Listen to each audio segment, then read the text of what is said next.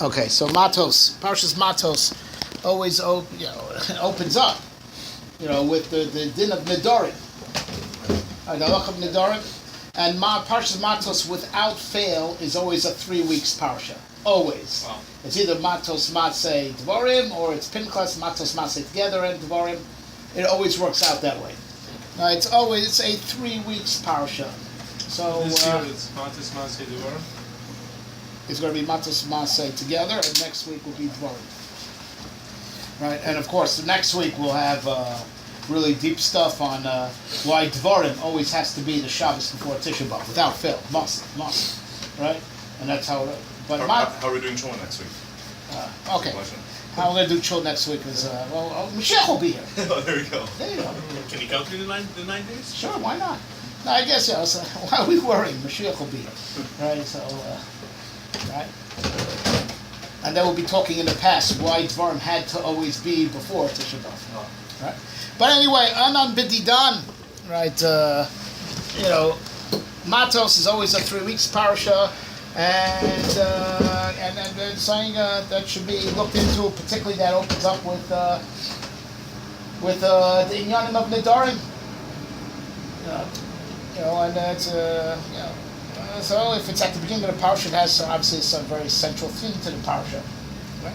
So it's an interesting Gemara in Baba Basra, I think it's Daf Ayin Daled, and the adventures of Rabba Bar Chana in Perak HaMocher Sasina had wondrous adventures, all types of, and amongst his adventures, with his Arab tour guide that could take him to unbelievable places, right? So there are many stories over there. One of them is that the Arab tells him to Taya, I'll take you to Har Sinai. And he took him to Har Sinai, and Har Sinai was surrounded by scorpions the size of camels, white scorpions the size of camels, right? And they couldn't get close. And the Basko rang out, Oili shenishbati, vakshav shenishbati, mi mefli. Woe to me that I took an oath. And now that I took an oath, who could be Mayfair? Who could absolve my oath? Mamish the Indian of the Believers Parasha, right? Oaths and dissolving of oath, right? So then Rabbi Bar Chana went back and they told him, he told the Chachamim this story, this experience that he had, and they said, what did you do? They called him derogatory things, and they said, you should have said mufarlach, mufarlach, mufarlach, right? So that was the shvuah of the Golus. That was the shvuah of the Golus, right? Now, Akash threw us into the Golus with a shvuah, right? Akash was nishba that we're going into Golus. Akash was asking for you to absolve him of the shvuah of the Golus. Why didn't you? And the Gemara's Malam Mitzvah says, we're to explain what Rabbi Bar Chana's he thought it was the shvuah that Akash took by the Mabul never to destroy the world again. So he was afraid it was that one. God wanted to be absolved from the shvuah to never destroy the world, so he could destroy the world. God said, no, it was the shvuah of the Golus.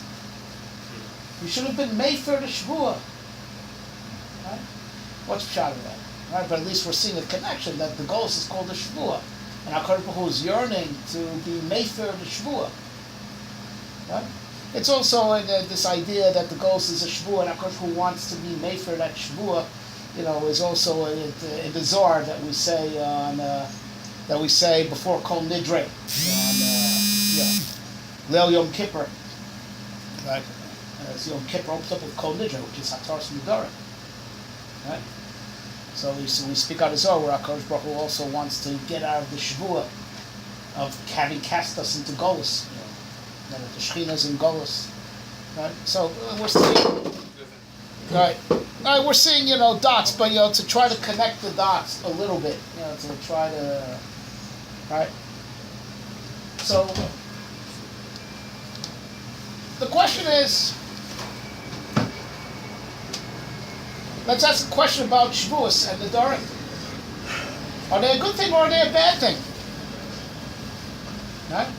On the one hand, you'd say they're a good thing because the Torah empowered you, right, to answer these things. The Torah endorses, if you take a shvuah to answer yourself above and beyond what the Torah answered, it's chal, it works.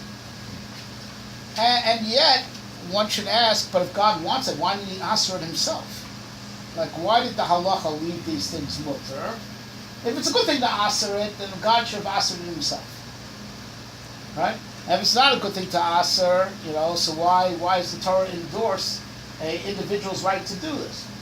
That's a famous kasha that's yes. Now the truth is, regarding Nidorim and Shavuos and Nazirus and all these things, right, we have open contradictions in Chazal, sometimes on the very same page of Gemara, where the person who takes on these things is called a Kadosh, he's attaining higher levels of Kedusha, or he's called a Chote.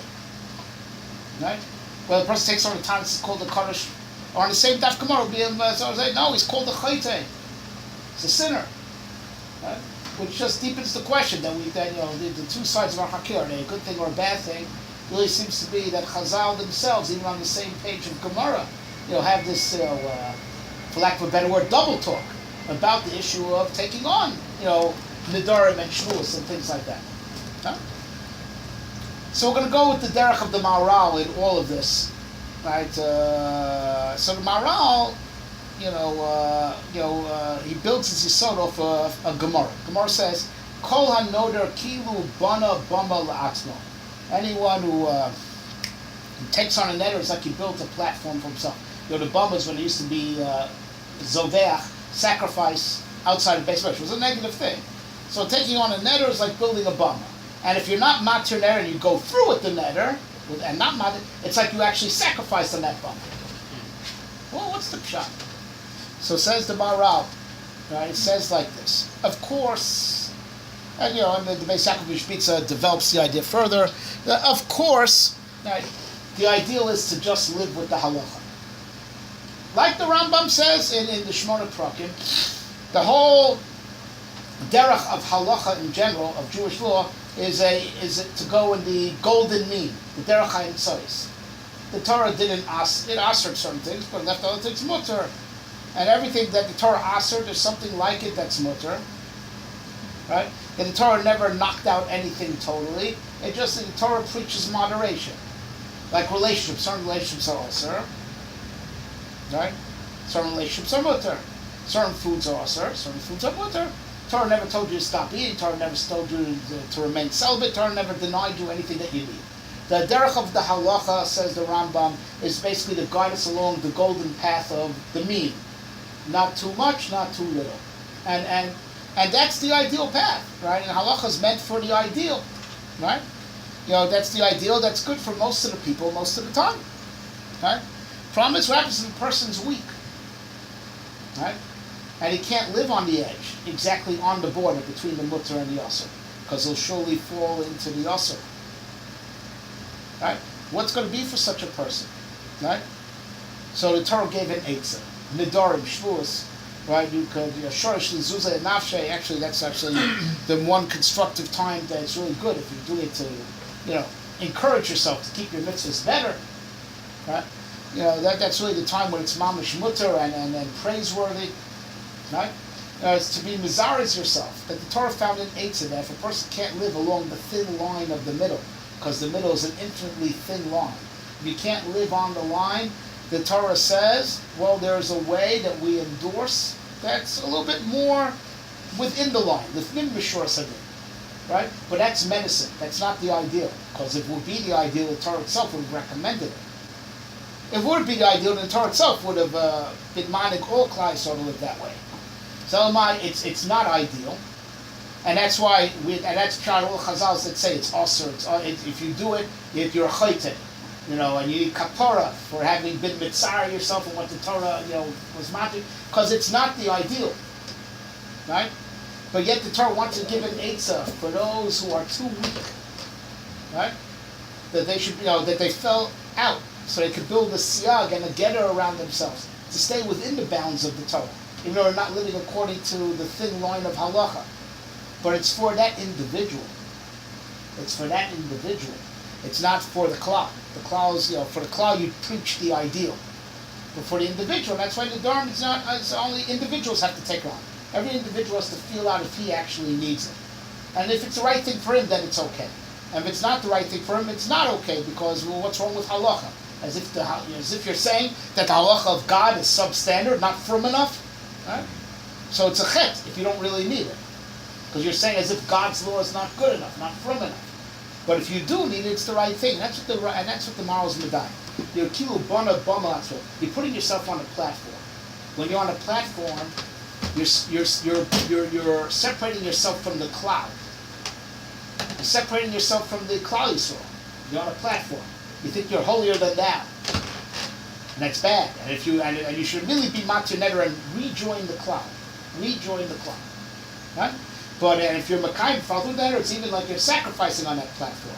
You're totally separating yourself from the cloud totally. You shouldn't be Porish Min HaKlal. You should be part of Klal Yisrael and part of the system of halacha, except if you need it. So that's why it's up to the individual to decide.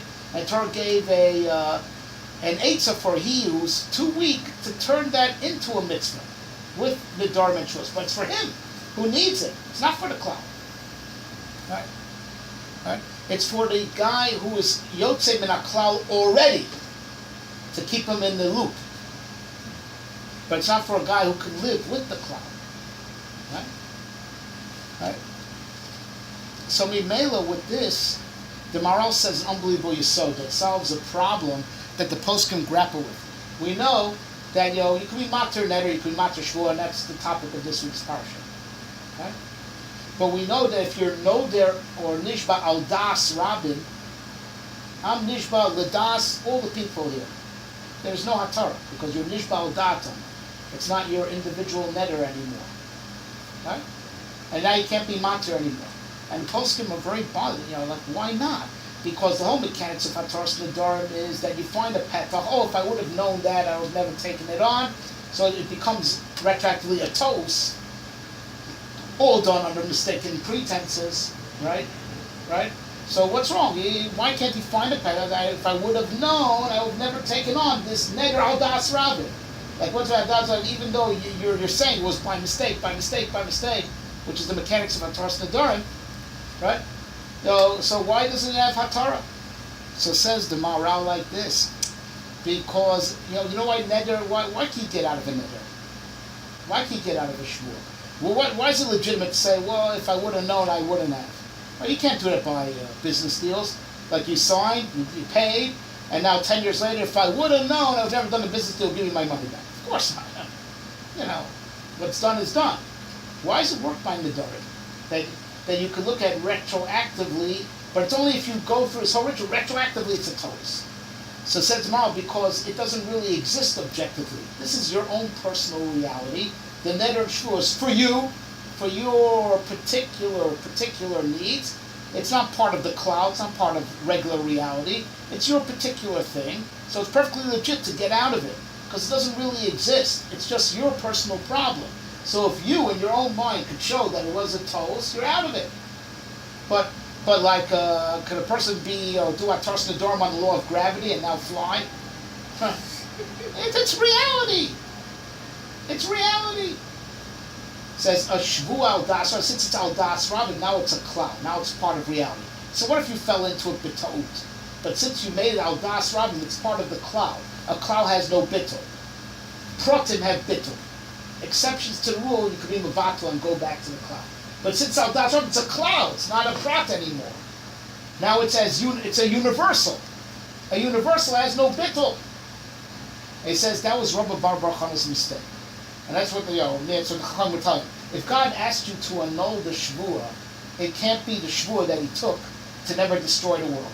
Because the shvua that he took to never destroy it is daimet to a shvua al das rabin. I'll never destroy the whole world.